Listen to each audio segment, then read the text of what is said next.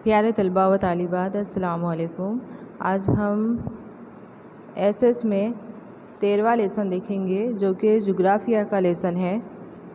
सबक का नाम है भारत जाए वकू, ज़मीन की तश्कील और तबई साख्त।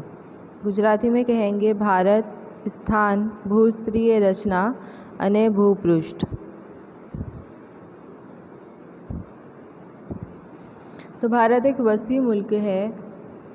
भारत की तहज़ीब बहुत पुरानी है। भारत दुनिया का सबसे बड़ा जमहूरी मुल्क है। भारत ने तमाम मज़ाहिब, तमाम ज़ात, तमाम तहज़ीबों को अपनाया हुआ है। इसीलिए भारत को तहज़ीबों का गहवारा कहा जाता है।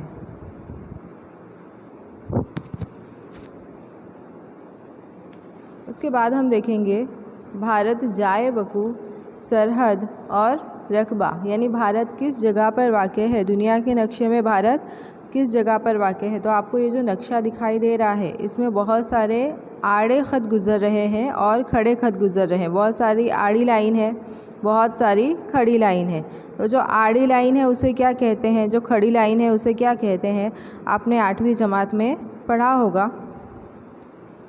तो ज़मीन पर से गुज़रने वाले आड़े ख़त को अर्जुल बलद कहते हैं और ज़मीन पर से गुज़रने वाले खड़े ख़त को तूलुल बलद कहते हैं।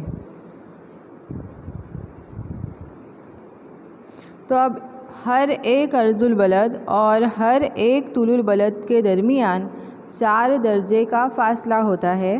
तो ज़मीन पर से कुल 180 अर्जुल बलद गुज़रते हैं और 180 तूलुल बलद गुज़रते हैं। तो 180 अर्जुल बलद में से 3 अर्जुल बलद ऐसे हैं, 3 आड़ी लाइन ऐसी है कि जिनके नाम है, क्या नाम है, तो ख़त इस्तवा, ख़त सरतान और ख़त जद्दी। तो सबसे पहले ख़त इस्तवा किसे कहेंगे, तो 0 दर्जे का अर्जुल बलद जो ज़मीन के बिल्कुल बीच में से जाता है और ज़मीन को 2 बराबर हिस्सों में तकसीम करता है उसे ख़त इस्तवा कहते हैं। अब जिस तरह 0 दर्जे का अर्जुल बलद होता है और वो ज़मीन को 2 बराबर हिस्सों में तकसीम करता है, इसी तरह 0 दर्जे का तूलुल बलद भी होता है जो ज़मीन को 2 बराबर हिस्सों में तकसीम करता है। तो ख़त सरतान किसे कहेंगे, 23.5 दर्जे का अर्जुल बलद जो ख़त इस्तवा के शुमाल से होकर जाता है उसे ख़त सरतान कहते हैं। इसी तरह ख़त जद्दी किसे कहेंगे, तो 23.5 दर्जे का अर्जुल बलद जो ख़त इस्तवा के जुनूब से जाता है उसे ख़त जद्दी कहते हैं। तो जिस तरह ख़त इस्तवा 0 दर्जे का है और वो ज़मीन को 2 बराबर हिस्सों में तकसीम करता है, इसी तरह 0 दर्जे का तूलुल बलद भी होता है जो ज़मीन को 2 बराबर हिस्सों में तकसीम करता है। तो 0 दर्जे का ख़त इस्तवा और 0 दर्जे का तूलुल बलद दोनों की वजह से ज़मीन पर 4 निस्फ़ कुर्रे बनते हैं, यानी निस्फ़ कुर्रा यानी ज़मीन का आधा हिस्सा। सबसे पहले ख़त इस्तवा जो ज़मीन को आधे हिस्सों में तकसीम करता है, इसकी वजह से 2 निस्फ़ कुर्रे बनते हैं, एक शुमाली निस्फ़ कुर्रा और दूसरा है जुनूबी निस्फ़ कुर्रा। इसी तरह 0 दर्जे का तूलुल बलद जो ज़मीन को 2 बराबर हिस्सों में तकसीम करता है, तो इसकी वजह से भी ज़मीन पर 2 निस्फ़ कुर्रे बनते हैं, एक मशरिकी निस्फ़ कुर्रा और दूसरा है मगरिबी निस्फ़ कुर्रा। तो अगर आप नक्शे में देखोगे तो भारत कौन से निस्फ़ कुर्रे में आया हुआ है, अगर हम अर्जुल बलद के हिसाब से देखते हैं तो भारत शुमाली निस्फ़ कुर्रे में है, और अगर हम तूलुल बलद के हिसाब से देखते हैं तो भारत मशरिकी निस्फ़ कुर्रे में आया हुआ है। यानी कि भारत शुमाली मशरिकी निस्फ़ कुर्रे में आया हुआ है। अब शुमाली निस्फ़ कुर्रे में से जितने भी अर्जुल बलद जाते हैं वो शुमाली अर्जुल बलद कहलाते हैं, और जुनूबी निस्फ़ कुर्रे में से जितने भी अर्जुल बलद जाते हैं वो जुनूबी अर्जुल बलद कहलाते हैं।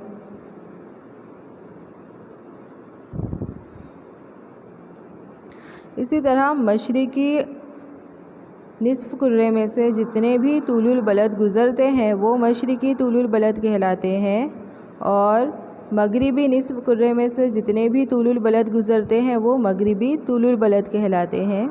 यानी कि भारत शुमाली निसफ कुर्रे में है, तो भारत में से शुमाली अर्जुल बलद और मशरिकी तुलुल बलद जाते हैं। तो अब नक्शे में अगर आप देखोगे तो हर अर्जुल बलद और हर तुलुल बलद के दरमियान 4 दर्जे का फ़ासला होता है। ख़ते इस्तवा के शुमाल से एक अर्जुल बलद जाता है जो 23.5 दर्जे का है, जो ख़ते सरतान कहलाता है। तो भारत के बिल्कुल बीचों बीच में से ख़ते सरतान गुज़रता है, जो भारत को 2 हिस्सों में तकसीम करता है, भारत का शुमाली हिस्सा और भारत का जुनूबी हिस्सा। तो भारत का जो शुमाली हिस्सा है वो हिमालय के पहाड़ी सिलसिलों से घिरा हुआ है, और भारत का जो जुनूबी हिस्सा है वो जज़ीरा नुमा है। तो जज़ीरा नुमा यानी क्या? जज़ीरा नुमा यानी ऐसी ज़मीन जो 3 जानिब पानी से घिरी हुई हो। तो भारत 3 समंदर से घिरा हुआ है, मगरिब में बहरे अरब, जुनूब में बहरे हिंद और मशरिक़ में खलीजे बंगाल।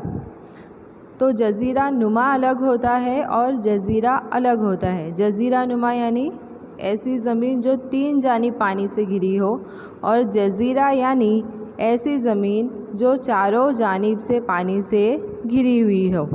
तो भारत के पास 2 जज़ीरे हैं, एक लक्षद्वीप जो कि बहरे अरब में है, और दूसरा है अंडमान निकोबार जो कि खलीजे बंगाल में है। तो हम तुलुल बलद के हिसाब से देखते हैं तो भारत मशरिकी निसफ कुर्रे में आया हुआ है, यानी कि भारत में से जितने भी तुलुल बलद जाते हैं वो मशरिकी तुलुल बलद कहलाते हैं। तो भारत 68.7 मशरिकी तुलुल बलद से लेकर 97.25 मशरिकी तुलुल बलद के बीच में आया हुआ है। अर्जुल बलद के हिसाब से देखते हैं तो भारत 8.4 दर्जा शुमाली अर्जुल बलद से लेकर 37.6 दर्जा शुमाली अर्जुल बलद के दरमियान आया हुआ है। तो भारत का अर्जुल बल्दी रकबा और तुलुल बल्दी रकबा दोनों यकसा है, दोनों 30 है। अगर आप नक्शे में देखोगे तो समझ में आ जाएगा।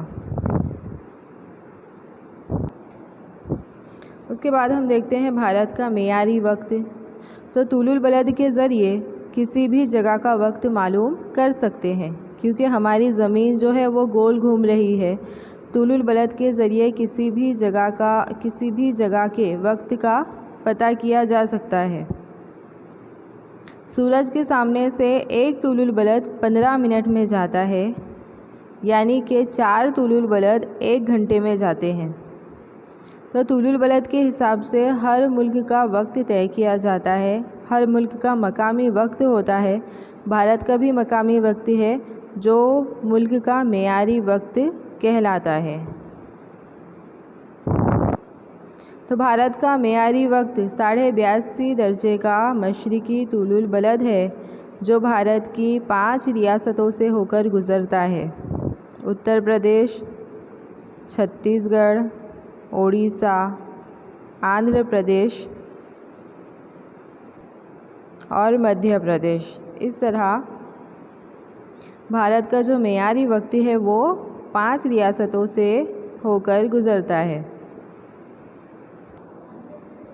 तो तुलुल बलद की वजह से मशरिक़ और मगरिब में आए हुए दूर के इलाकों के मकामी वक्त में 2 घंटे का फ़र्क नज़र आता है। अरुणाचल प्रदेश जो कि मशरिक़ में है, तो अरुणाचल प्रदेश में भारत में सबसे पहले अरुणाचल प्रदेश में सूरज निकलता है। ठीक उसी वक्त गुजरात में रात अभी बाकी होती है।